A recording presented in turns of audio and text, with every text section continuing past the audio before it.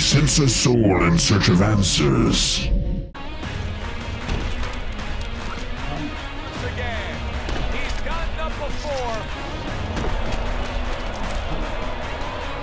Well, Fight Night Champion is here, and finally we get the chance for a little bit more schadenfreude as we break faces and whatnot. Well, it's a big risk for a sports game like this to have, a storyline, and it was attempted, great writer and all. So, was this game a punch worth throwing, or did the development team hit the floor in round one? Who writes these puns? Somebody tell Eli to leave my scripts alone. What did he hit me with? His head. This is a penitentiary, son. That rep ain't gonna do shit but count somebody out, which means you got to knock that cracker on his ass, yeah? For those of you who haven't picked up on the tab at the bottom, I start every review by talking about the storyline of a game, and this is the first time I've been able to do it for a sports game. Fight Night Champion's newest mode is called Champion Mode, duh, and tells the storyline of rising boxer Andre Bishop.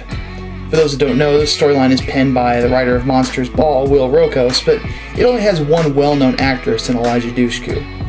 One thing that's fantastic about this game mode is that you get to partake in every single step of Andre's journey. You begin as a middleweight contender with a ridiculous amount of power in your hands, and then you learn about you and your brother's boxing family, and then you go to jail, and then it continues onward from there as Andre enters the heavyweight division.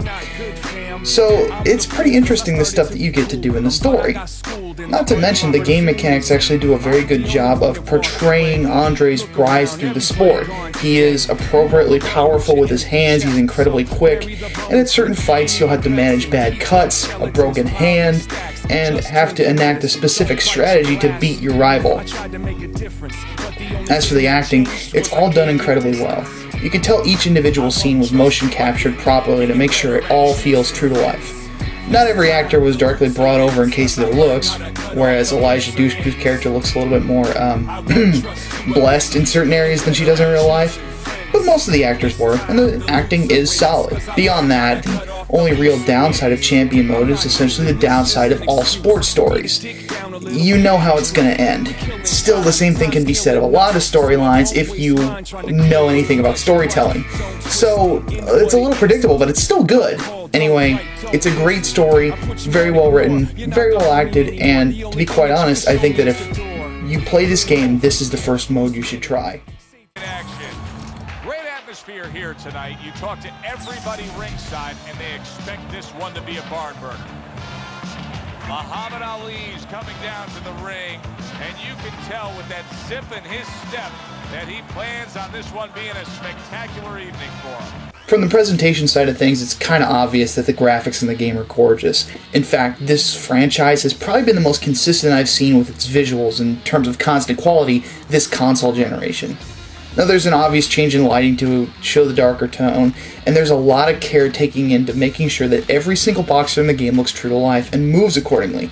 Muscles flex, faces deform properly, and everything moves as it should.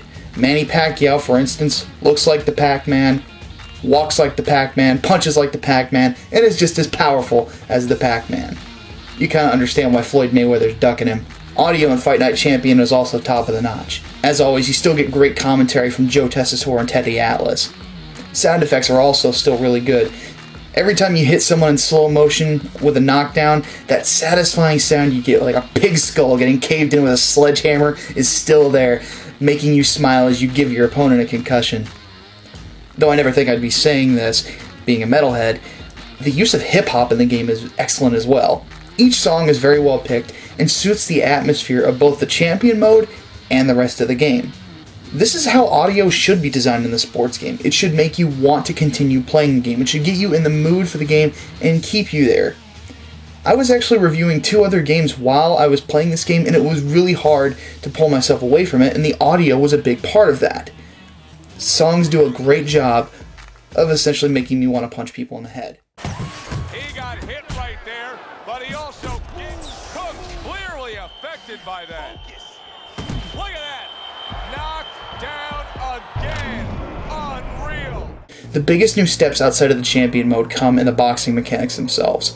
When it comes to the punching, you now get 2 options. First, you got your total punch control with your right stick, or you can flick it in certain directions to get different kinds of punches. But you can also use the face buttons to throw your straights, your hooks, your uppercuts, yada yada yada. Even better, you can still mix the two. Also, the power punching mechanic has changed. Cartoony telegraphed haymakers are now gone, and now you can simply sit harder on a punch to put more power on it, making the mechanic a bit more true to life. It's not the only mechanic that's changed though. In Fight Night Round 4, the movement could get a little sticky, making it a little hard to play as a counterpuncher, and that problem is gone. No slowdowns for counter shots, much easier to move about the ring. You can flick the left stick to make small movement adjustments and counter, on top of being able to stick and move a bit easier if you're more of a point fighter. If you're an inside fighter, it's not hard to use movement to get inside on your opponent and land the big power shots.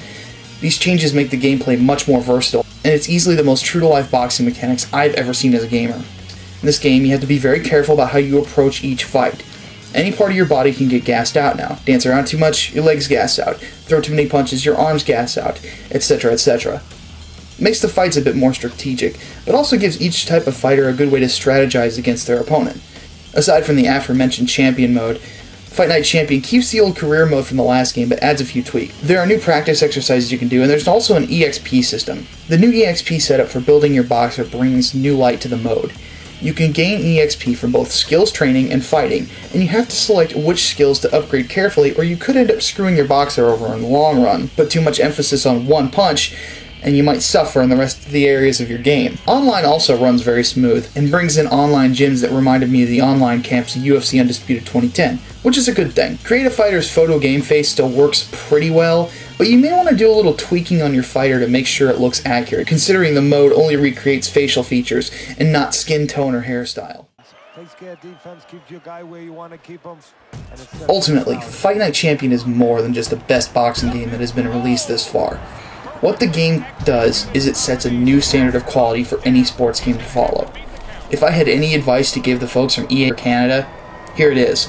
Retire! You're not going to equal this effort anytime soon, unless the game disc next time somehow serves me dinner. It's criminal to either be a fighting game fan or a combat sports fan and not own this game. I give this game a 10 out of 10, and I say that it is legendary and an early candidate for Game of the Year. For the full write-up, visit blisteredthumbs.net. Curtis is landing a combination here. That's what